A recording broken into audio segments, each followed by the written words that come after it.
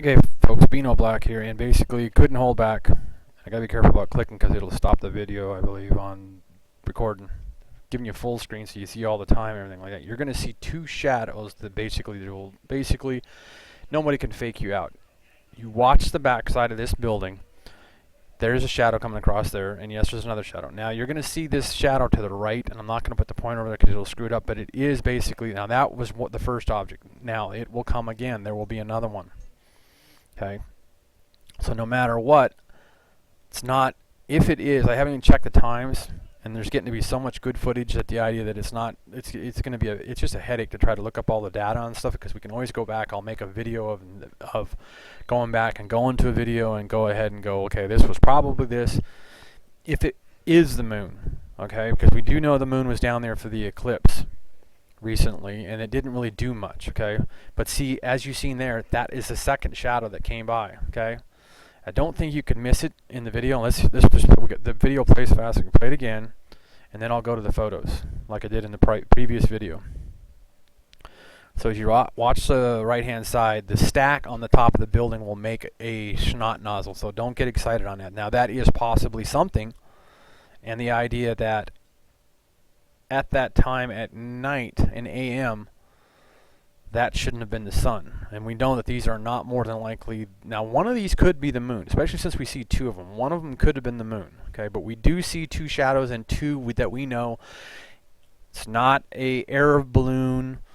It's not a weather balloon. It's not nothing, okay? It's basically some objects in space.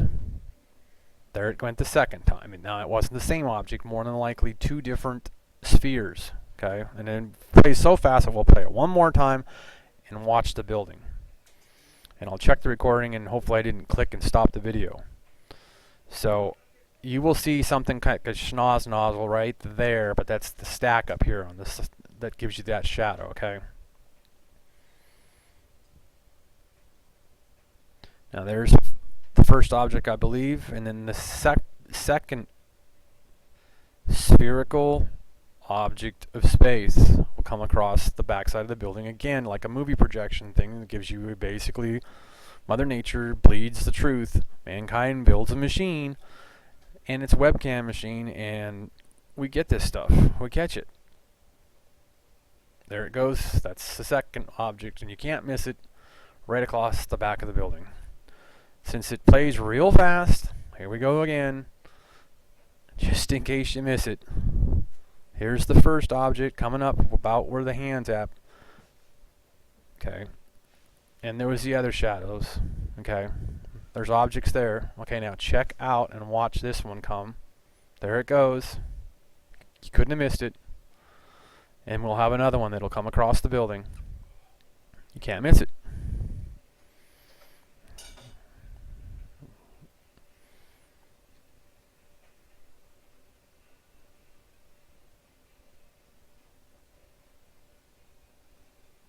Here it comes, I believe. There it went.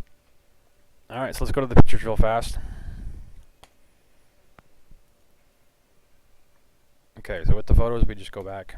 And there you go. Totally frozen, and you can see it.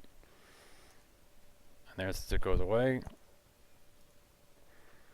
And since I'm going backwards, you're going to see it go from left to right, but actually in live frames, if you watch the clock, it's actually moving from right to left. Alright, so these are the frames and the time. Just watch the clock and you'll see that it's two different objects.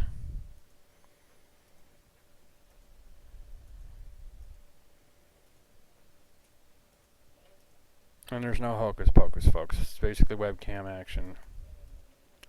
And you see exactly what it is, okay? That was from their new, so we're going to go to Niemeyer here in a minute. The video just before this, you want to watch the one just before this video.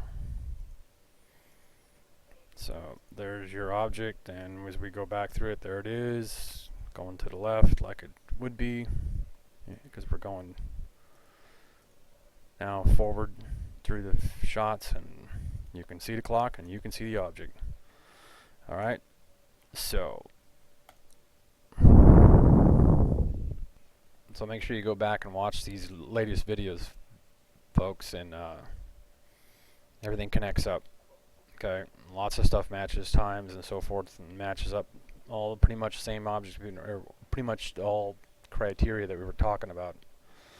So all the way down to the original, where the idea that we basically Beanoblack showed you, where the idea of the supergiant's main sequence is way bigger and brighter than the sun, and the idea that it wasn't the sun that farted on, I believe, what was it, Jupiter back then.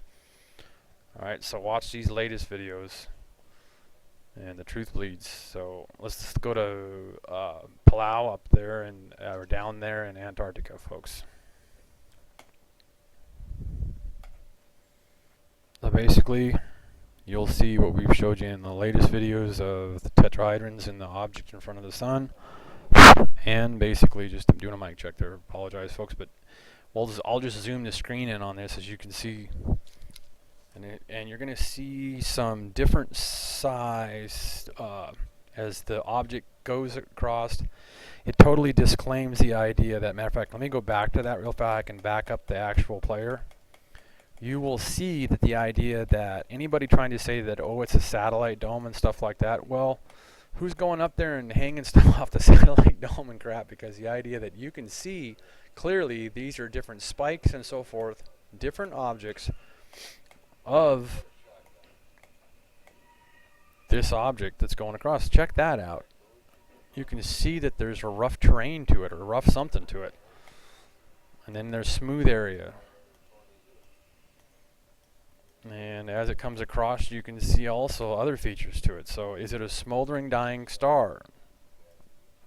Brown dwarf star, black, who cares the color, names you're going to call it. It's objects in space. And as you've seen just a few minutes ago, that we showed you way more than one. And check out the tracks they're going across, and they're getting distances on this stuff by mirroring this stuff on the ground in the snow. And that's why they keep on doing the tracks, getting new fresh tracks, and seeing how big these objects and measuring them with distance that correlate to the satellites that give the distance of this object away. It's very simple to see that they are trying to measure this stuff on the face of that object. Because with the triangulation of what they get for data from the satellites, they will be able to figure features out of mileage from this object to that object to this object on whatever they're looking at. And as I bop back and forth through this thing here, you can see that. And now we will go ahead and blow up and just let the film run, and you will see the tetrahedrons and possibly Centaurus B, or whatever other supergiants or whatever objects in space that are coming by down there. Okay, so they are doing these tracks to get measurements, okay, of how large and big this stuff is way out. How far, who knows, okay? So let's let it play. And I'll just zoom in on size, and then I'll finish up with the disclaimer at the end, because there's a lot of action here on this. We'll just keep this going live, and it'll start back up, I think. I'm not even going to quote. You can just look at it, and I'll just keep zooming in. And you'll see the tetrahedrons, and this is basically going backwards there, because this stuff will come out of that. As you can see, watch the clock, it's going backwards right now. Okay. Going backwards. The object's going the opposite direction. So let me zoom in a little bit more. Okay, that zoomed the clock away right away. As you can see, it's going backwards still. Okay, I hit start, so let's hit start one more time. Let's see, does that get us going forward? No, it's still going backwards. Okay, so anyway, you're going to see basically proof that there it goes, and it flops. This gigantic, and I got to play back through that. We're going to size down, and back we go, because that's the big flop of the tetrahedrons. And we'll just hit start again and hit play to it, and you will see that flopper come.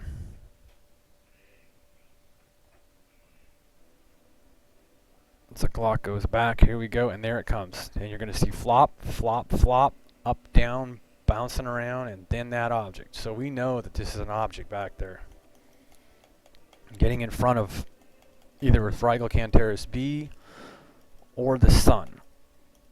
Now, being at 320, 310, but starting up at the idea, is that the sun first hitting the Earth? East Coast Zulu time at 1:58 a.m. Really should not be.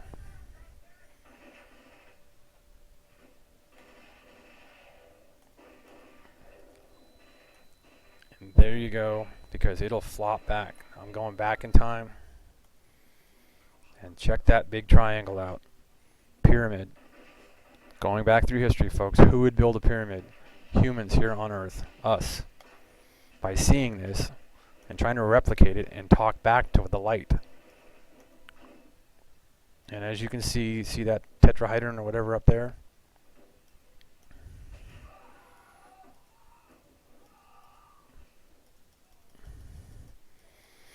So 2210 UTC is pretty much when we start seeing the glow coming in on this. That's not the sun.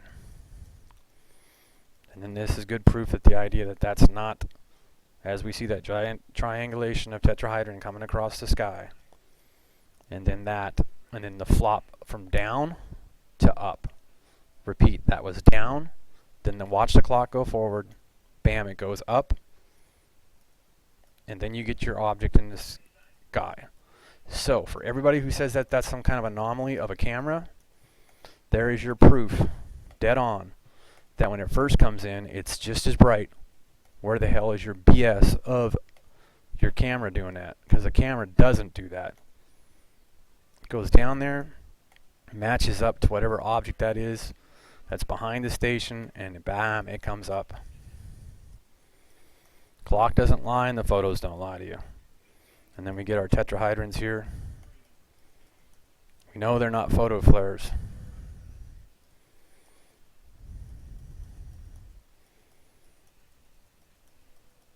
Everybody knows what a photo flare looks like, and these are not photo flares. Straight up the light coming in, bouncing down, bouncing up, bouncing back down, bouncing up, bam, object.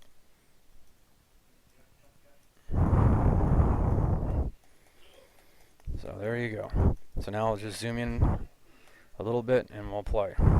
Matter of fact, I'll go back to it, cue it up, zoom in a little bit, because you can see the clock that I haven't messed with no video.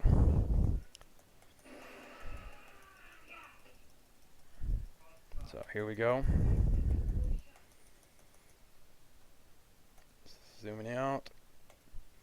200% should be okay, and you shouldn't have to be worried about the clock anymore. And then here you get a nice movie from down at at Antarctica, folks. Here we go. We'll just get beyond the clock, or matter of fact, maybe we can get the clock in just a little bit. There you go. All right, here, let's hit play.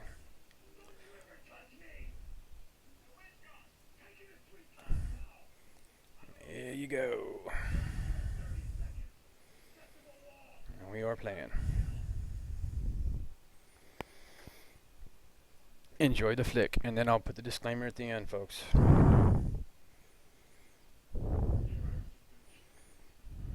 As you can see, an object coming across the building there too, from basically in front of, at that time, that would be daylight time, Zulu time, 7 UTC Zulu time. And it's basically the clock's going backwards. And then you realize and know, when you see that bouncing back up and down, that there's an object that pops in front of, not the sun, that was more than likely Rigel Kentaurus B, or one of the other supergiant suns. The sun is in the supergiants, and the sun does rise below the Earth. And we rotate to the sun and follow the sun through any universe or galaxy. And there you get a real good view of that, whatever the heck. And that's in the evening time, so you know that's not the sun.